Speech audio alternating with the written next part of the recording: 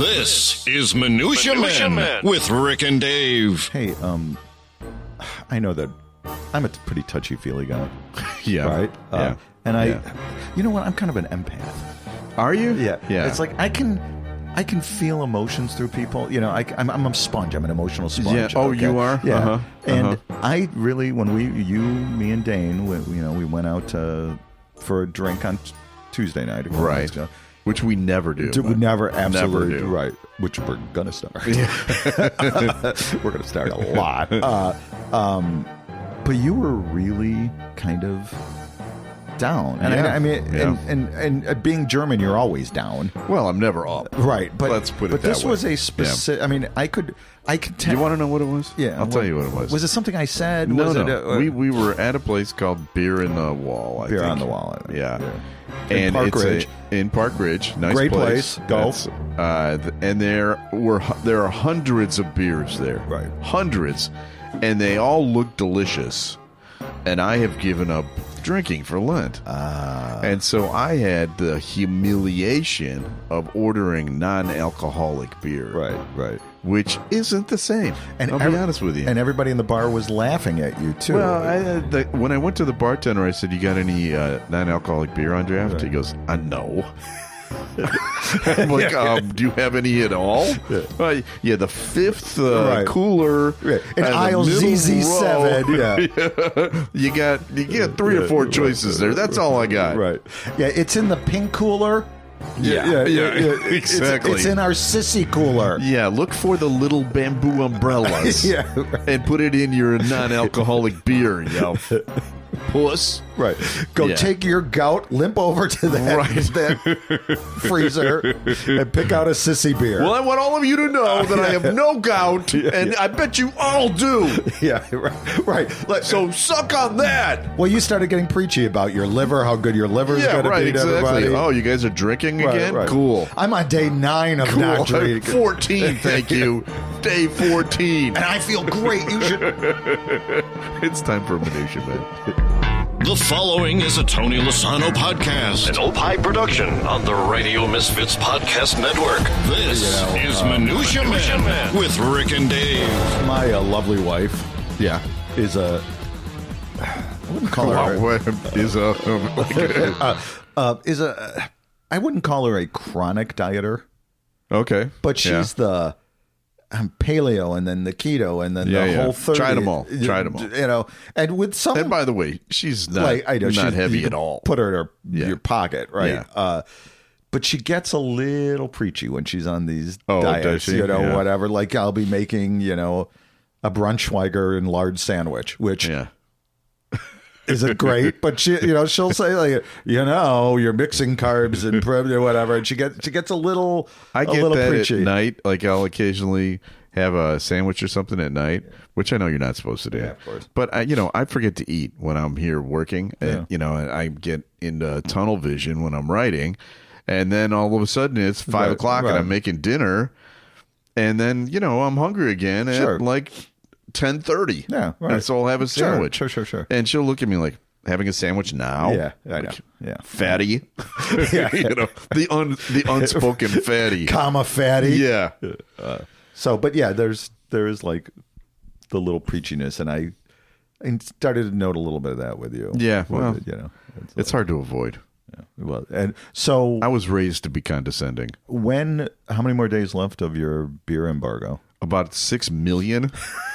No, I was talking because my son Sean also gave up drinking for Lent, and we were talking about it last night. He goes, "Do you know that there's still 30 days in Lent?" I said, "No, that's not possible because I've already had a beer." He goes, "No, take a look at the calendar." I'm like, "Oh my God!" So it's the end of April. It goes until the end of April. So what's gonna be your first? I'm gonna kill someone. I think it's very possible. I should say this, I'm kidding about killing someone, but if there's someone you want killed, give me a call. And no, I'm kidding. Well, what is going to be your first beer? Have you already charted the exit? I told you last week we invited some friends over for dinner, Johnny's birthday, and they brought some wonderful German beers, Paulaner and a Bitburger. and they're sitting in they're just taunting you. And every time I open the fridge, they're like there, ice cold, delicious. German. Are they yodeling? The beers are actually yodeling. I hear a little oom-pa-pa music. Right. They've got the little wacky hat, the Bavarian hats on the somebody is slapping their shoes. Yes, that's what's happening. All right, well, can I be there? So thanks for bringing it up. I want to see the joy, because I'm going to be really happy. I know that I'm never really, truly happy for anybody, and I say I'm happy for you all the time. Right. Very rarely am I truly happy for. I think I will be happy for you when you get to drink your first beer. Well, thank you. I appreciate that. Hey, we got a huge show for you. Yes. And keep the word huge in mind. Flop out the penis jingle, please. Okay. Penises in the news. Rick and Dave. What do you got? I bet my wife is so proud. Would you listen to this and podcast? Your kids. Yeah, right. This comes out of Berlin, where your parents were born. School tries to cover huge 65-foot penis on the roof of a school that's visible from space. Okay. Wow. An enormous penis has appeared on top of a school roof in Berlin. Okay. The 20 meter long phallic drawing was seemingly painted on top of the Waldorf school in the Kreuzberg district in Berlin. Would it be Kreuzberg? Yeah. Whatever. The white appendage, credits white. The white appendage, and it's huge. Come on, yeah, right? Exactly. Liars, fake news. The massive penis is so large it was picked up by a satellite and is visible on Google Maps. And I took a screenshot here. Let me look at it there. Can you see that? Take a look. Yeah. It's right over on the top right there. You see the roof? I see it. There's the big penis right there. The 20-meter knob, which was discovered by Bild newspaper? BILD? Yes, Bild. Is 161 times larger than the average erect penis. Just so you know. Wow. Right. Which is, by the way... Wow, so it's like 10 inches long? Do you know what the average erect penis is? I do not. It's 13 centimeters, which is like 5.1 inches. Oh. Okay. I like saying I'm 13 centimeters because it says that. Or 9 centimeters, right? Yeah. But let's be honest, size is not important. Right. I've been Motion told of the ocean. Right. I've been told this on many occasions. According to satellite images, the penis appeared sometime in early March.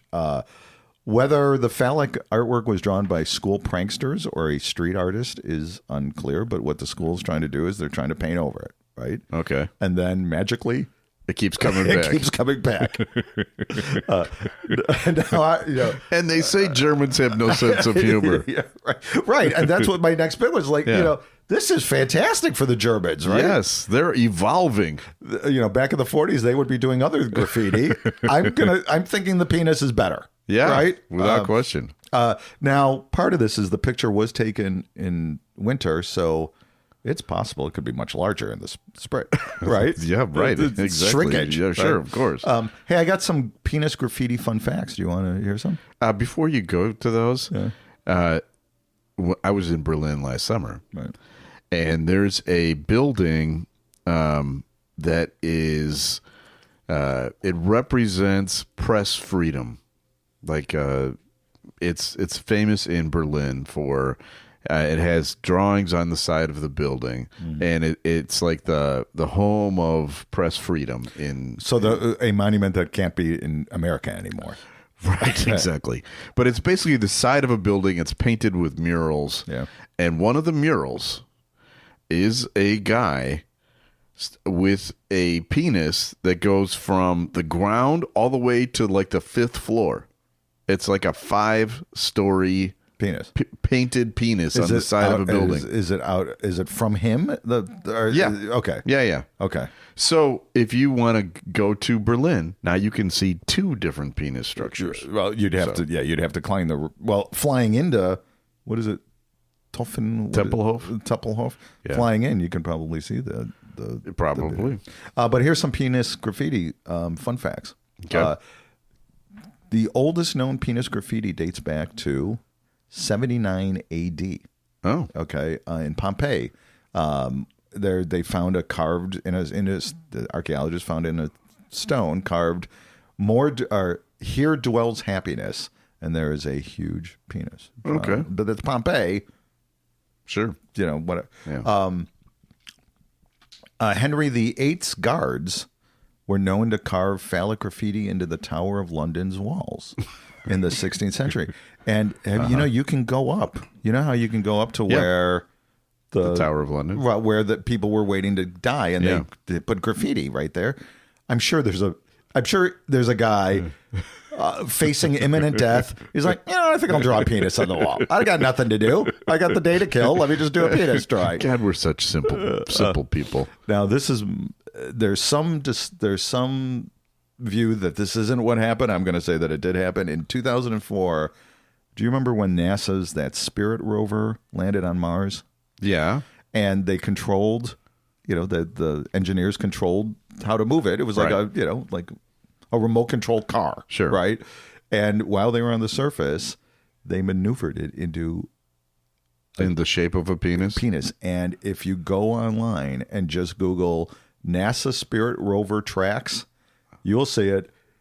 Looks just like a penis. Huh. Okay, now NASA says no. Those are just our regular maneuvers that we do to make sure that's just a coincidence. But it looks just like okay. So there you go.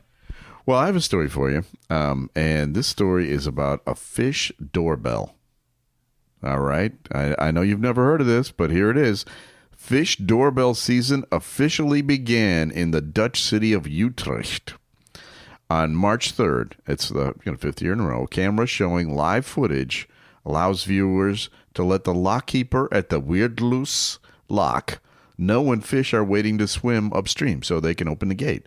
They watch it on the video. Mm-hmm. Linda Fortman, alderwoman for Utrecht, says each year the fish doorbell is received with enthusiasm by the people of the city and far beyond. In fact, last year, there are almost 3 million unique visitors who helped thousands of fish get through the Weirdloos gates in Utrecht, Fortman says.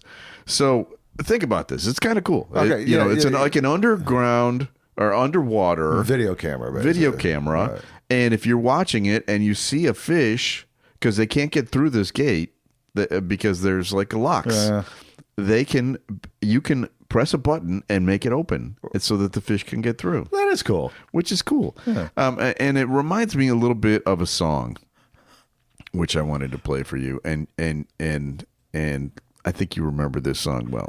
Is it the fish heads? It goes like this: Barnes and fish heads, roly-poly fish heads, eat them up, yum. Okay, now the reason I play that was it Barnes and Barnes. Is that the Barnes and Barnes? Yeah, very good. Yeah. Good memory. Because we almost lost our jobs. All right, that's why I brought it up. I want you to tell the story of the significance of that fish heads song to the Rick and Dave story. This is in the top of the first inning of the Rick and Dave. It was like it could have been the first. Just met each other. It could have been the first thing that we ever collaborated on. Right. In fact, that's how we met each other. We were writing commercials at WPGU radio station, and they asked if we wanted to work together on one, and we said okay, sure. Fine. And that's how we met. We never met before that. And we did a couple of really good ones, and everyone's like, "Whoa, these guys are great!" Right. And then we got a little full of ourselves a little bit. And then was it deluxe? It was a Todd and John's fish special. Okay, so it was a restaurant at Todd and John's. Yeah, and it was for their Friday fish special. Right. And we used this song as the intro, right? And then we just had fish puns, right? School, and, it's official. You don't pull a muscle. It sounds fishy. Yeah. Don't go fishing for compliments. I've been hearing all about it. Don't be shellfish. It costs less than $1 gillion.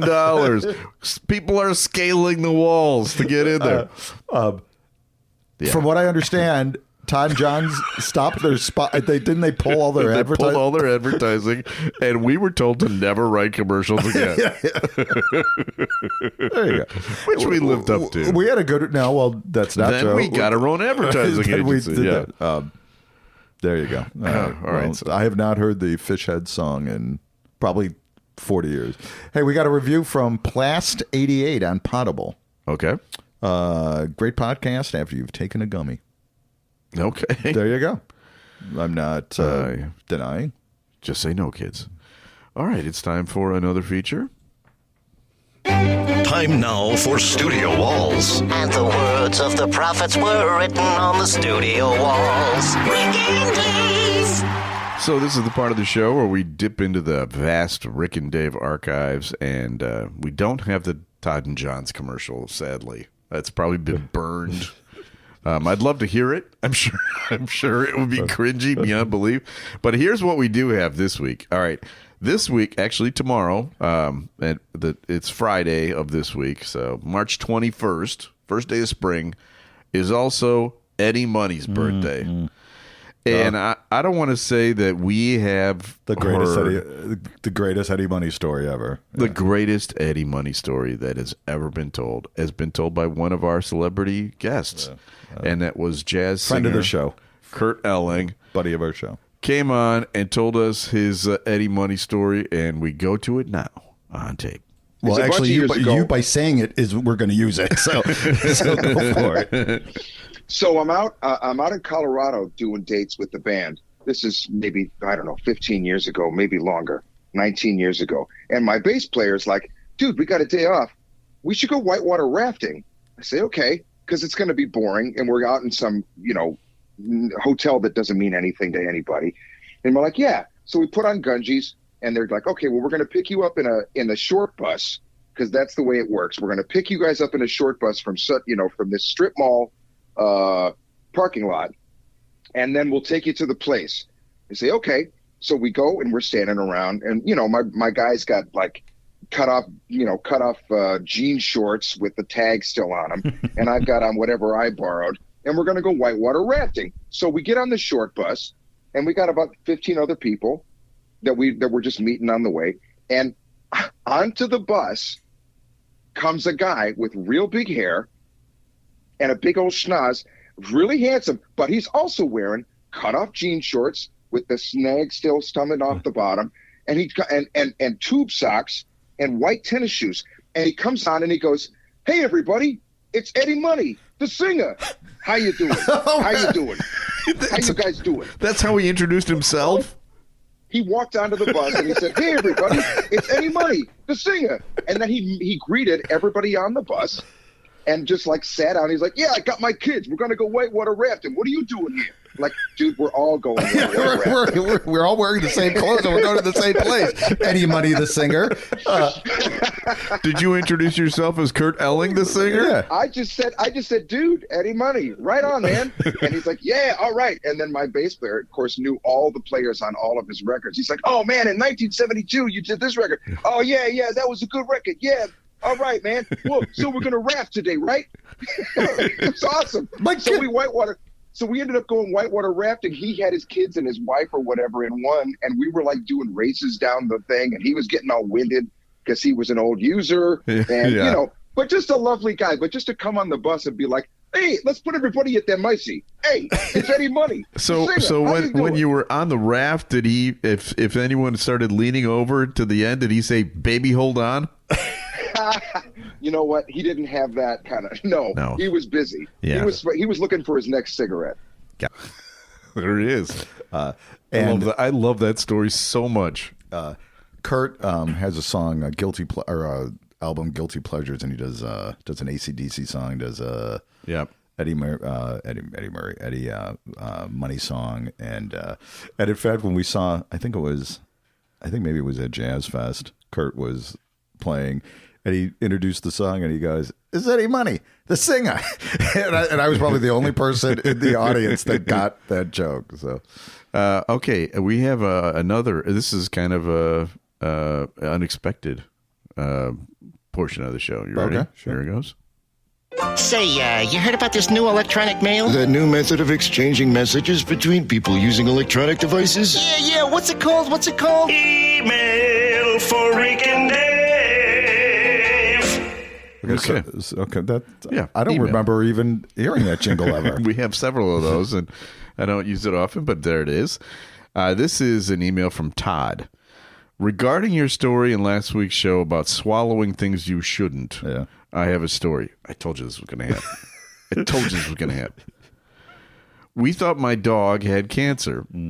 She is 16 years old and had disintegrated before our eyes. We took her in to see the vet, and he said, it's probably time for her to go. I asked if I could take her for one more walk so I could say my goodbyes. On the walk, she pooped. I picked up the poop with a baggie and noticed a strange texture. It was a sock. She had eaten a sock that had been blocking her digestive system and causing her to lose weight. Long story short, she has regained all her weight and is perfectly fine now. I'm so happy I asked if I could take that walk. Oh, isn't that nice? That's. Oh, thank you, Todd, for sending that. I got a bunch of others, but thought that was the one that touched me. All right, what else you got? This is actually we've got an all international show here. Oh, we do. We had Berlin.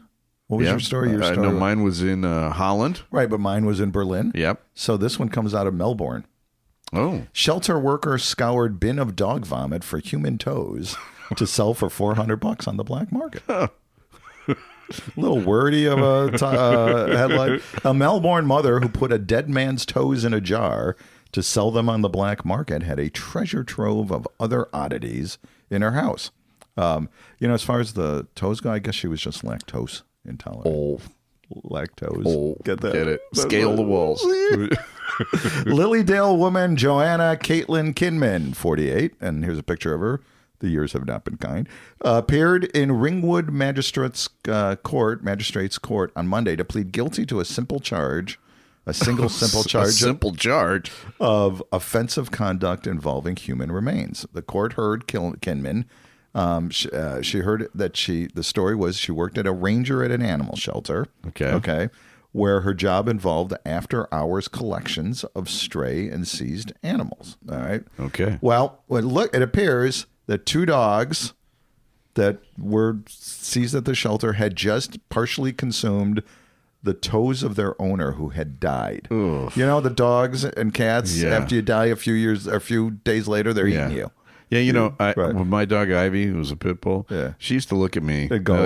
She'd be laying here, and I'd play around with her, and she'd look up at me like, I could eat you, I'll kill you any second.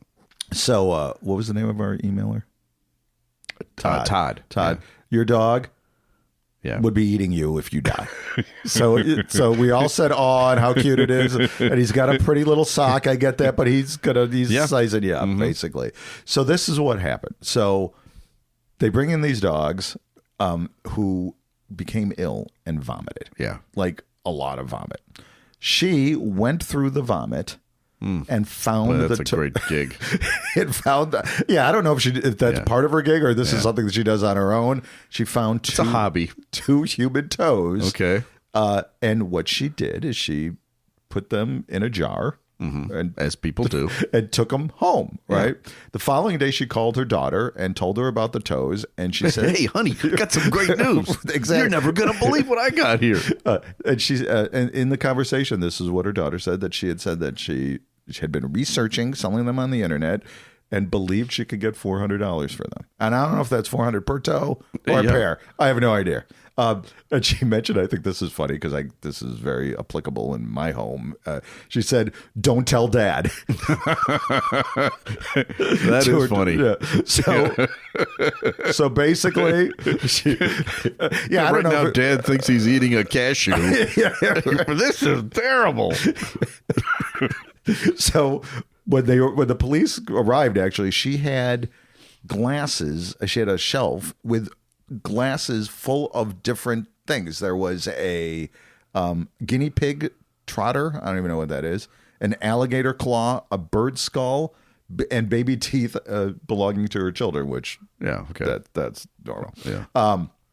It turns out that Kinman is a member of a club that's called the Bone Buddies Australia, which is an online group for skull and bone enthusiasts to swap and sell specimens or share their finds with others. It's like a marketplace. It's like it's like eBay for body parts, right? Oh my God. So I reminded me one of my favorite movies, Young Frankenstein, right? Yes. do we have to set up the clip, or will everybody? If you haven't seen Young Frankenstein, you're not listening to this show. And we don't even know who you are anymore. Exactly. Here's the clip. Now, that brain that you gave me, was it Hans Delbrooks? No. Good. Would you mind telling me whose brain I did put in? And you won't be angry? I will not be angry. Abby someone. Abby someone. Abby who? Abby Normal. Abby Normal. I'm almost sure that was the name.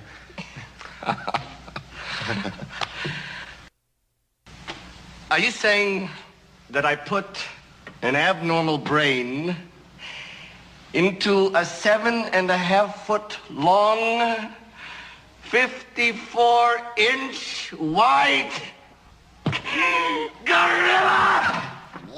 Is that what you're telling me? Quick, get it up. What?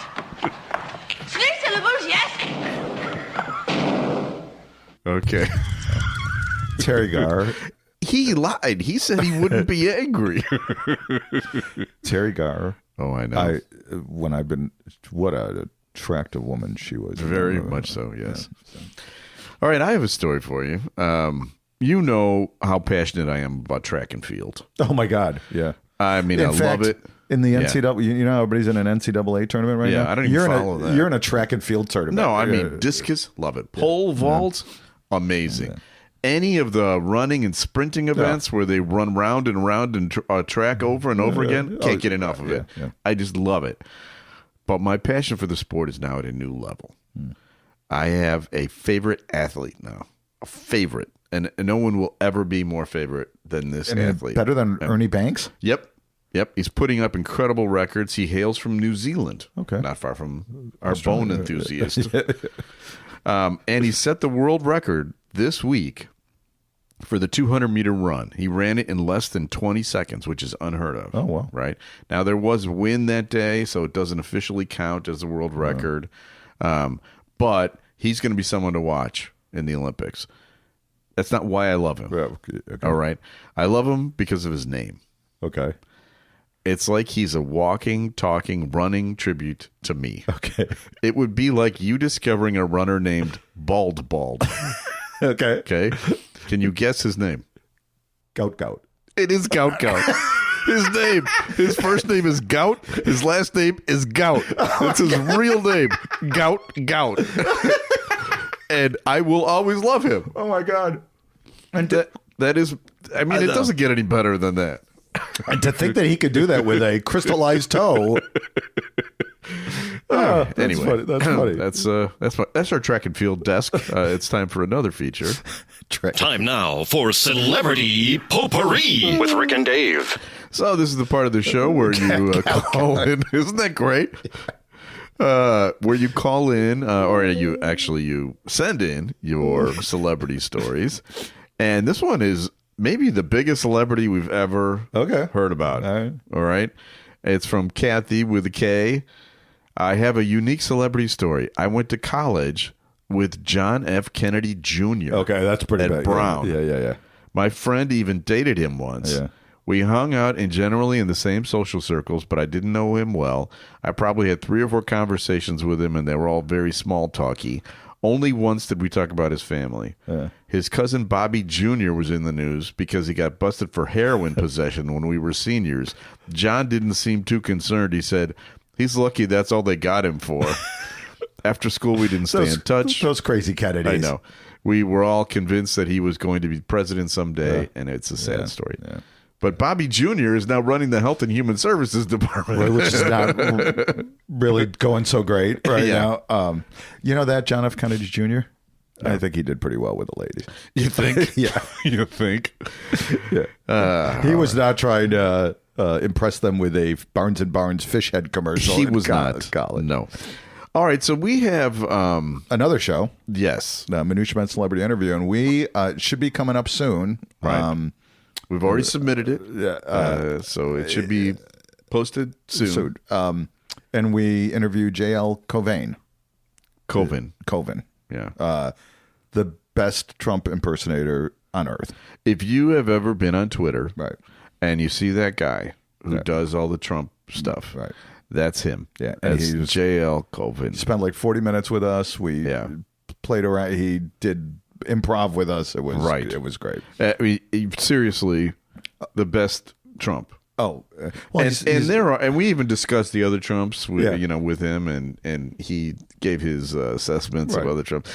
He knows he's the best too. You know what? This is it. If you ever talk to a comedian, everybody else is not funny, and you say who is really funny, and you mention a couple of names, they will pick apart every one of them. I know. You'll never hear a comedian go, you know who I think is really funny? Yeah. They never say that. Well, Dobie, our buddy Dobie. Yeah. He's famous for that. Right. Yeah. And women. He thinks there's absolutely no funny woman. Right. He believes that. He believes that there's no woman who's funny. Right. But we love Dobie. Yeah. They're not criticizing him. He's one of our authors. Yeah. No. All right. So we have people we need to thank. Well, we need to thank the prankster who put the 60-foot penis, drew the 60-foot penis, and continues to do it. Continues to do it. Tony Lasano, our executive producer. Thank you, Tony. Yes. Thanks to Vince Argento. We never really thank Vince for all the penises in the news. That's Vince. Yeah. That cool email thing we played today. That's Vince. He does all the jingles that Dave calls them in the show. So thanks to Vinny. And, of course, Ed Silla with the Radio Misfits Podcast Network. Great Talk Radio isn't dead. Just moved to a better place. RadioMisfits.com.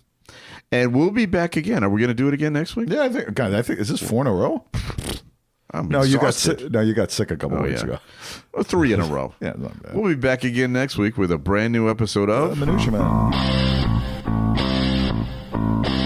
The proceeding was a presentation of the Radio Misfits Podcast Network. Find our other great shows on iTunes, Stitcher Radio, and at RadioMisfits.com. Thank you. This has been a presentation of Opie Productions. Tony, can you shut up?